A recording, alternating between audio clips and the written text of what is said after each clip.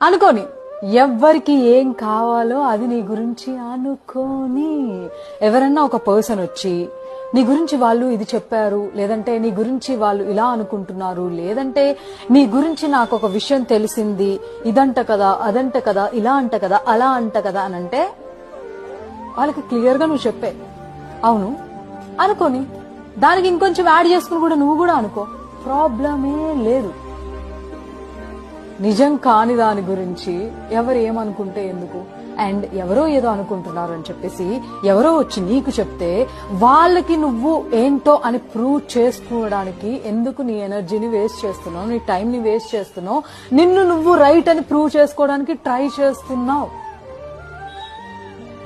నిన్ను నమ్మలేని మనుషులకి, నువ్వేంటో తెలియని మనుషులకి నువ్వేంటో చెప్పడమే వేస్ట్. ఎవరేదన్నా అనుకోని అలాంటి అనుకునే మనుషులకి నువ్వు దూరంగా ఉండంతే.